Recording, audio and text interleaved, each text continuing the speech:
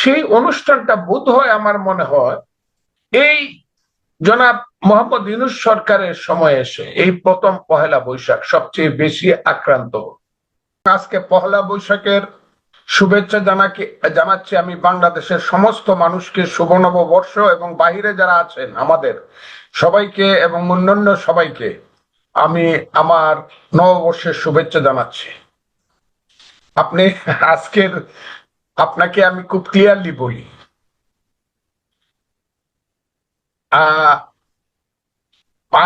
বাঙালি জাতির দুইটা দিন আছে, যে দুইটা দিনে ধর্ম বর্ণ নির্বিশেষে বাঙালি জাতির সবাই অংশগ্রহণ করতে পারে। এক পহেলা বৈশাখ, দুই 21শে ফেব্রুয়ারি। এখানে ধর্ম বর্ণ নির্বিশেষে সবারই অনুষ্ঠান এটা পহেলা বৈশাখ। এবং এই পহেলা বৈশাখ কে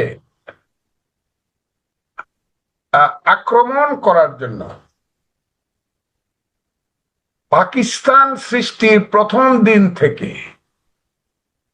তৎকালীন পাকিস্তানি সামরিক বেসামরিক শাসকেরা সমস্ত অপপন্থা অবলম্বন করেছিল।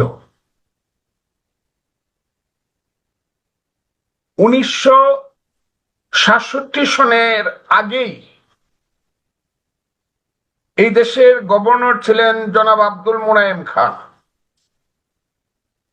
আর ঢাকা বিশ্ববিদ্যালয়ের তৎকালীন বাংলার হেড অব দ্য ডিপার্টমেন্ট ছিলেন জনাব মোহাম্মদ আব্দুল হাই। উনাকে ডেকে নিয়ে বলেছিলেন যে রবীন্দ্রসঙ্গীত বাংলাদেশে হবে না, প্রয়োজনে আপনি রবীন্দ্রসঙ্গীত লিখবেন। তখন আব্দুল হাই সাহেব, প্রফেসর আব্দুল হাই বলেছিলেন, স্যার আপনি কথাটা ঠিকই বলছেন, আমিও সঙ্গীত লিখতে পারি, কিন্তু আমি সঙ্গীত লিখলে এটা রবীন্দ্রসঙ্গীত হবে না, এটা আব্দুল হাই সঙ্গীত হয়ে যাবে। কিন্তু তারপরেও পাকিস্তানি সামরিক বেসামরিক শাসকেরা থেমে থাকে নাই। বাঙালি জাতির সমস্ত অস্তিত্বকে বিলীপ করার জন্য তারা প্রথমেই হাত দিয়েছে বাঙালি জাতির সংস্কৃতিতে। পহেলা বৈশাখ তারা পালন করতে দিত না।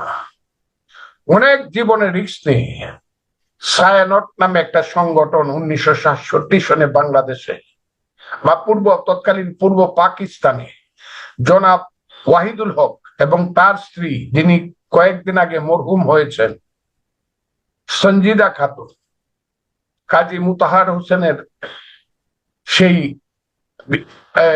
মানে সম্মানিতা কন্যা, তাদের নেতৃত্বে এই দেশে ছায়ানট শুরু হয়। তখন গুণী জ্ঞানী সংস্কৃতি যে সেবী অনেক লোক ছিলেন, যেটা এখন বাংলাদেশে অনেক অভাব। আইয়ুব মুনায়েমের চক্ষু রক্ত চক্ষুকে উপেক্ষা করে সেই ঢাকা বিশ্ববিদ্যালয়ের বটতলা থেকে 1967 সনে পহেলা বৈশাখ আনুষ্ঠানিক ভাবে এসো হে বৈশাখ এসো সেই গানের মাধ্যমে সূর্যোদয়ের সঙ্গে সঙ্গে শুরু হতো। এবং স্বাধীনতার পরে নিশ্চিন্তে কিছুদিন পহেলা বৈশাখ চলেছে, মাঝে মাঝে বাধাপ্রাপ্ত হয়েছে, এমনকি পহেলা বৈশাখে মানুষকে খুন করা হয়েছে বোমা মেরে, যার বিচার আজও হয়নি। সেই বোমা মেরে খুন করার ফলেও পহেলা বৈশাখ কিন্তু থেমে থাকেনি। এবং উত্তরোত্তর পহেলা বৈশাখ বাঙালি জাতির সবচেয়ে প্রাণের অনুষ্ঠান এবং প্রাণের যে আকর্ষণ হয়ে বসেছিল পহেলা বৈশাখ। সারা বছর বাঙালি জাতির হিন্দু মুসলমান বৌদ্ধ খ্রিস্টান সবাই অপেক্ষা করত, দল মত নির্বিশেষে, শিক্ষিত ও শিক্ষিত, ইউনিভার্সিটির প্রফেসর থেকে ধরে রাস্তা রিক্সাওয়ালা পর্যন্ত পহেলা বৈশাখ আমরা পালন করব, পান্তা কখন খাবো।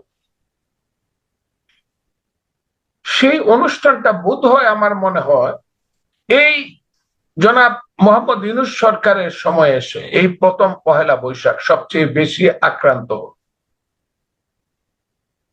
এগুলা বলতে খুব খারাপ লাগে। এখন আমি কি বলবো, এই দেশে কেউ আছে কিনা আমি জানি। সবচেয়ে বেশি আক্রান্ত হলো মানে কি? সবচেয়ে বেশি আক্রান্ত হলো, সবচেয়ে বেশি আক্রান্ত হয়েছে যাতে পয়লা বৈশাখ, এক নম্বর হলো তার চরিত্রকে পরিবর্তন করে দেওয়া, এটা ধর্মীয়করণ করা এক নম্বর, যেটার সাথে পহেলা বৈশাখের সংস্কৃতির কোনো সংশ্লিষ্টতা নাই, ধর্মীয়করণ করা। আমি আপনাকে বলি, আজকে দুপুর 3টা থেকে রাত্র 9টা পর্যন্ত আমার বাসার পাশেই একদম শিল্পকলা, সেই শিল্পকলার গেট কিন্তু আজকে আটকানো ছিল। দেখেন আপনি, মানে অসম্ভব একটা ব্যাপার, শিল্পকলার গেট আটকানো ছিল, ওখানে কোনো অনুষ্ঠান ছিল না, দক্ষিণের গেট খোলা ছিল, সেইখানে কোনো অনুষ্ঠান করতে দেওয়া হয় নাই, কারণ মোল্লা মুন্সিরা আইসা আগের থেকে বলছে যেখানে অনুষ্ঠান করলে আমরা এই জায়গা দখল করবো, কাজে আজকে শিল্পকলার ভিতরে তেমন কোনো অনুষ্ঠান হয় নাই। শিল্পকলার বাইরে কিছু লোকজন 3টা থেকে রাত্র 9টায় 6 ঘন্টা পহেলা বৈশাখের একটা অনুষ্ঠান করেছে, এবং তার 90% লোক ছিল, আমার ধারণা, আমি যদি ভুল না হয়ে থাকি, মাদ্রাসার ছাত্র অথবা এই শ্রেণীর লোকজন, আর গান গাইছে সব। পহেলা বৈশাখ দেখি এটার কোনো নাই, এটাকে পহেলা বৈশাখকে অপমান করার জন্য যত গান আছে সব গান চিৎকার করে গাইছে, এটা পহেলা বৈশাখকে অপমান করার সামিল। মানে এক ধরনের পহেলা বৈশাখকে অপমান করার জন্য, দেখছেন না ওই যে গরু নিয়ে আইছে, জবাই করবো, এই করবো, এই করবো, আমরা এখানে শাহবাগে, এত কিছু, এটা অকল্পনীয়।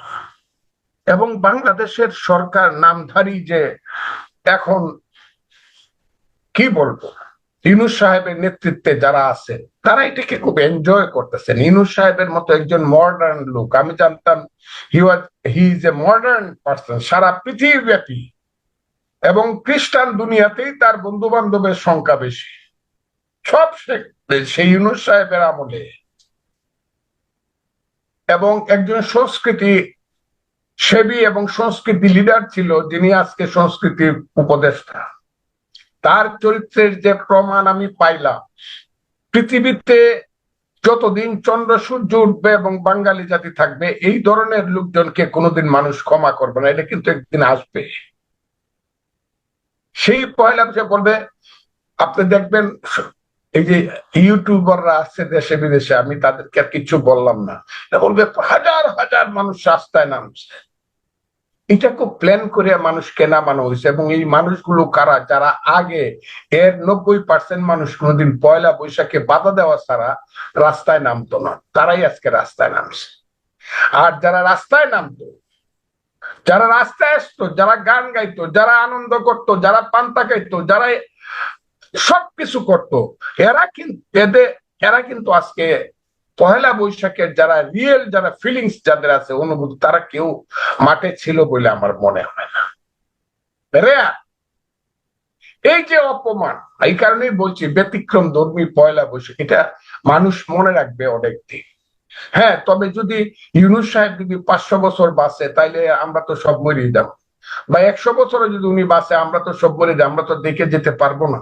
কিন্তু আমার ধারণা, বাঙালি সংস্কৃতির উপরে এত বড় অপমানজনক আক্রমণ করিয়া ইউনূস সাহেবরা একদম পার পায়া যাবে, তাদের উপরে কোনো প্রশ্ন হবে না, এটা কিন্তু ঠিক না, এটা কিন্তু হবে।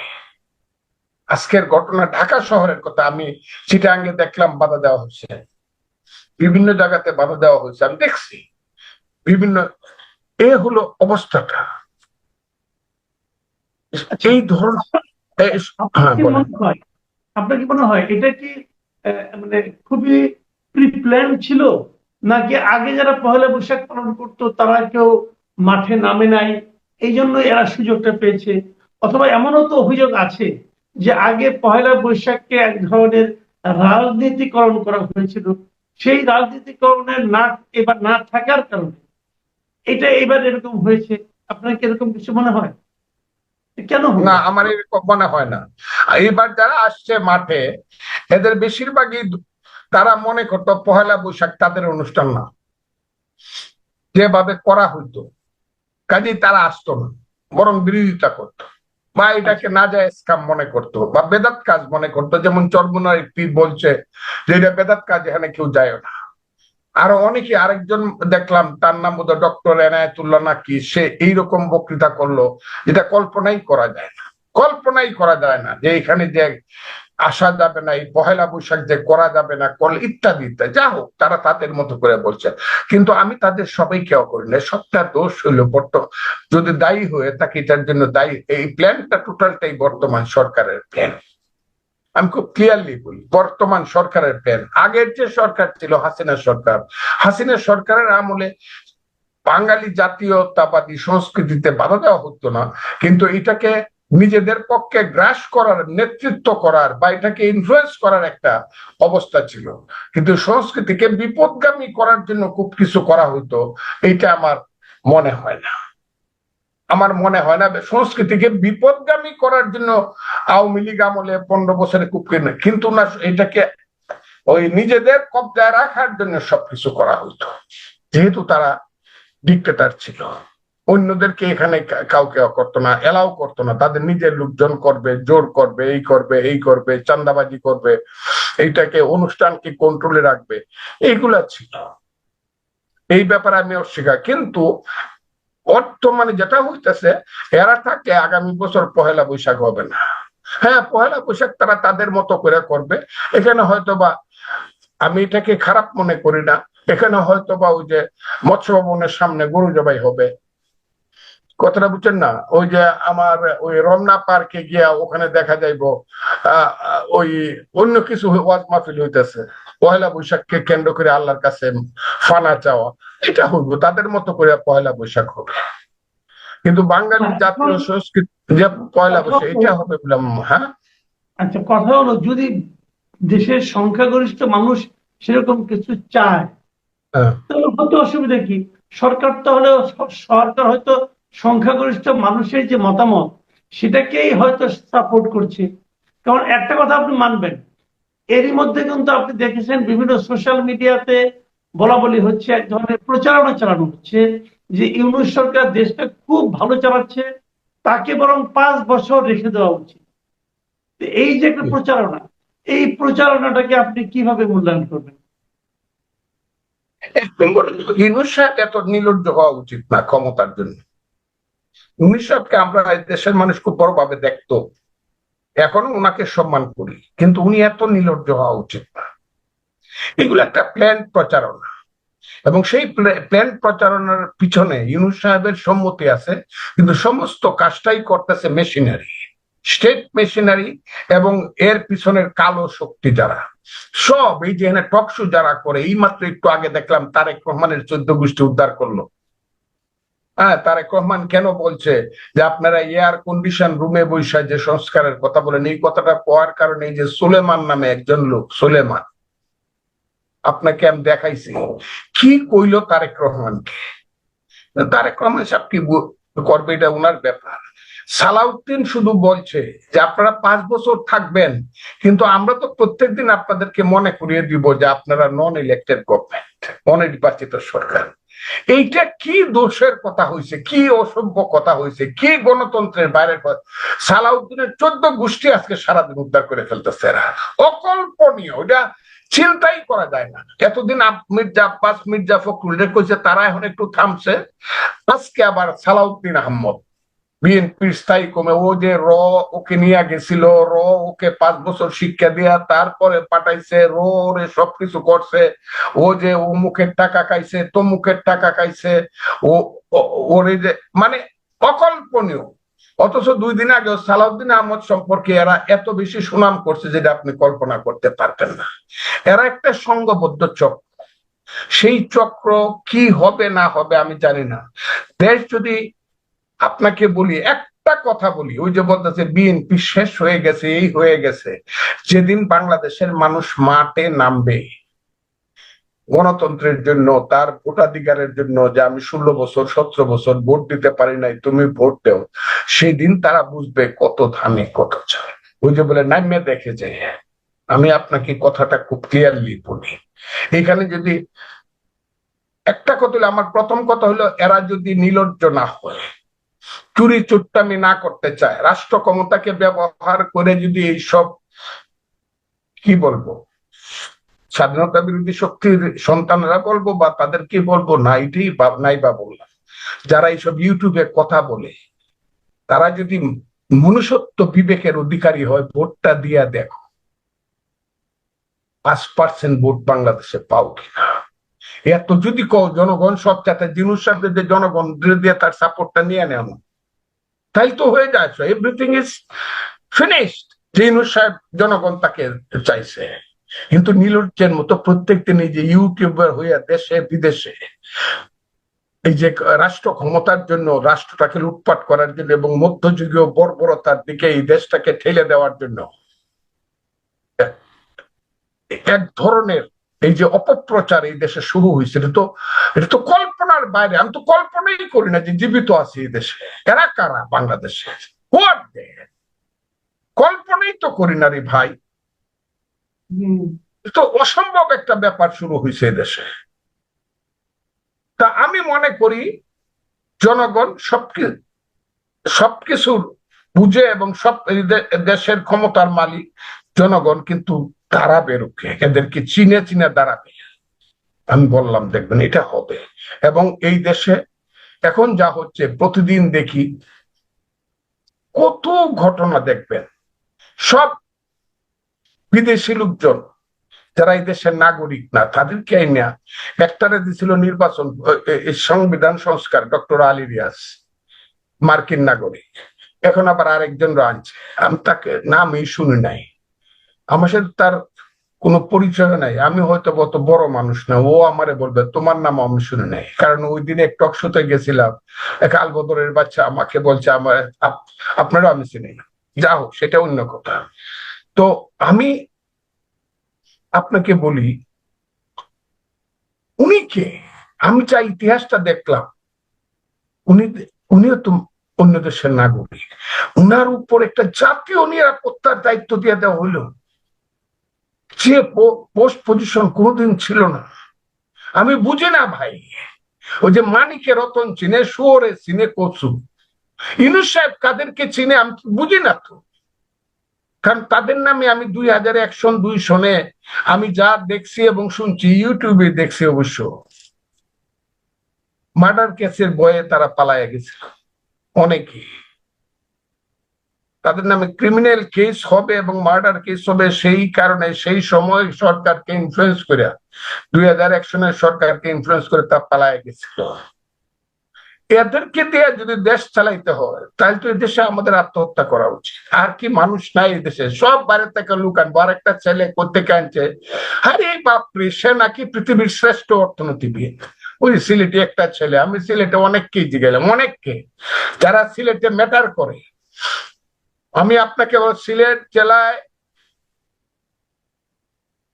19টা পার্লামেন্ট সিট, 1 কোটি মানুষ আছে, প্রায় 82 লক্ষ মানুষ আছে সিলেট জেলায়।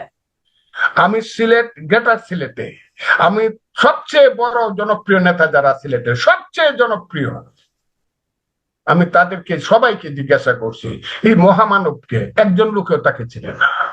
সে আইসে আমাদের দেশ উন্নত করে দিব, আমরা নাকি এখন সিঙ্গাপুরের মতো হয়ে যাবো, কারণ সিঙ্গাপুরের সমস্ত জ্ঞান নাকি সে আমাদের দেশে নিয়ে আসছে।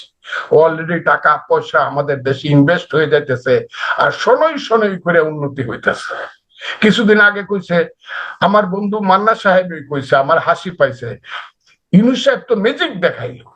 হ্যাঁ, ম্যাজিক দেখাইছে। রুজাতে দাম কম ছিল, কেন ছিল সেটা ডিমান্ড এন্ড সাপ্লাই এর উপর নির্ভর করে। আমি তো আর ইকোনমিস্ট না, কিন্তু এখন দেখা যাচ্ছে আবার বাজারে আগুন লাগতেছে। এই যে সবজি বাজার একটু কমাইলে করে এই যে একবারে সব হয়ে গেছে না। কাজে আমি মনে করি যে দেশ যদি ভালো চলতে হয়, ইভেন দেশ যেভাবেই চলুক, এই দেশটা আমরা গণতন্ত্রের জন্য সৃষ্টি করছি এবং সেই গণতন্ত্রের পথে যাইতে হবে। এবং ইউনূস সাহেব ডিসেম্বরে নির্বাচন দেওয়ার কথা প্রতিজ্ঞা করছিল, ওই দিনে শপথ করছিল, আবার 2 ঘন্টার মধ্যেই দেখা গেল উনি আবার বদল করে ফেলছে। এটা আমার কাছে খুব সাংঘাতিক লাগে ভাই। এইগুলো হলো গ্রাম্য। ওই যে দোকানদারি করে, যে মুদি দোকানদারি করে লোকজন, না ভাই আমি 1 পয়সা লাভ করছি না, আল্লাহর দোয়ায় আমার তেলে লাভ নেই, আপনাকে বিনা পয়সায় দিয়া দিলাম, বিনা লাভে দিয়া দিলাম কইয়া। কিন্তু দেখা গেল যে না, এটার এই সব লোক, এদেরকে মানুষ বিভিন্ন টাইটেল দেয় গ্রামে। এখন সকালে একরকম করলাম, বিকালে একরকম করলাম। আমরা ইউনূস সাহেবের মতো মহান ব্যক্তির কাছ থেকে এইসব ধরনের সকাল বিকাল কথা পরিবর্তনের সংস্কৃতি আমরা বিশ্বাস করি না। কারণ আমাদের পূর্বপুরুষরা যতই খারাপ হোক, যাদেরকে ফেসিস্ট বলা হচ্ছে, সেই শেখ মুজিবুর রহমানের কিন্তু সকাল বিকাল কথা বদলায় নাই। একেবারে খারাপ মানুষটার কথা বললাম। মৌলানা ভাসানী, শেরে বাংলা ফজলুল হক, হুসেন শহীদ সোহরাওয়ার্দী, রাষ্ট্রের নেতা যারা হয়েছে, ইভেন আরো অনেকেই আছে, নাম নাই বা বললাম। ধরেন আমাদের দলের প্রতিষ্ঠাতা জনাব জিয়াউর রহমান সকাল বিকাল কথা বদলানোর মানুষ ছিলেন না। তো আমি তো তার ইউনূস সাহেব তো বুঝতেছি না, উনি তো রাষ্ট্র চালাবেন, উনি সকাল বিকাল কথা বদলান। তাইলে তুমি আবার যদি ওই যে এটা তো ওই যে রাখাল বালকের মতো হবে, যে রাখাল বালক প্রত্যেক দিন ঘুম থেকে উঠে বলতো, আরে আসেন গ্রামবাসী তোমরা তাড়াতাড়ি আসো, বাঘ আসছে বাঘ আসছে। কিন্তু 3 দিন গ্রামবাসী দৌড়ায় গেল, তার ফাঁক এবং ফাঁকিতে পড়ে চতুর্দিন দিন যেদিন রিয়েলি বাঘ আসলো, সেই দিন আর কেউ গেল না। ইউনূস সাহেবের কথা এমনও হইতে পারে, সরকারের কথা কেউ বিশ্বাস নাও করতে পারে, এমন একদিন আসবে। এইটা আমরা, এই সংস্কৃতিটা আমরা চাই না। আজকে 1 বৈশাখ আমি হাত জোর করে দাবি করছি, হাত জোর করে দাবি করতেছি, সব পেনিয়া বসেন জনাব ইউনূস সাহেব। দেশ কিন্তু খুব খারাপের দিকে যাচ্ছে। আপনি খলিলুর রহমানদের মতো লোককে বাংলাদেশে নিরাপত্তার দায়িত্ব দিচ্ছেন। হায় রে খলিলুর রহমান, ফজলুর রহমান তাকে চেনে না, তার আবার নিরাপত্তার দায়িত্ব দেওয়ার কি আছে? সে কি বড় মাপের মানুষ, ফজলুর রহমানের মতো মানুষ তাকে চিনে না? হ্যাঁ আমি চিনি তাকে, কিভাবে চিনি সেটা তো বলছি। মার্ডার কেসের আসামি হইতে হইতে বেঁচে গেছিল, এবং কিভাবে বাঁচছিল স্টেট ইনফ্লুয়েন্সে সেটা তো আমি জানি। কাজে এই সব লোককে দিয়ে দেশ চালে, আমাদেরকে অপমান করেন না আপনি। আল্লাহর রাস্তে ইলেকশন দেন, নির্বাচিত সরকার দেশ চালাক। খারাপ চালাইবো না ভালো চালাইবো এটা বাংলাদেশের জনগণ বুঝবে। আর প্রত্যেকদিন এখন আমারে আগে বকছেন, এখন আমার বকা কমছে। এখন একবারে আমাদের নেতা তারেক রহমান সাহেব পর্যন্ত বকা গেছে, এমন বকা গেছে যে সুলাইমান লোকটা, এই 10 মিনিট আগে শুনলাম তারেক, আমাদের ভারপ্রাপ্ত চেয়ারম্যান তারেক রহমান সাহেবকে এই ধরনের গালাগালি করছে, যেটা কল্পনাই করা যায় না। অসভ্য মতো গালাগালি করছে, অসংস্কৃতি ভাষায়, যেগুলো কল্পনায়। আর অন্যদেরকে কি কইছে, সালাউদ্দিনদেরকে, আহমদদেরকে, এটা তো আমি বলছি আপনাকে। এই যে শুরু হয়েছে, এর থেকে দেশকে বাঁচান। তারা কেউ না, তারা নির্বাচিত কেউ না, তারা অনির্বাচিত অনির্বাচিত অনির্বাচিত। এবং তাদের যদি লজ্জা থাকে তাহলে দ্রুত নির্বাচন দেওয়া, এই দেশের যারা মেজরিটি হবে জনগণের দায়িত্বে, জনগণের ভোটে তাদের হাতে দয়া করিয়া দায়িত্ব ছেড়ে চলে দেওয়া উচিত। এটা হলো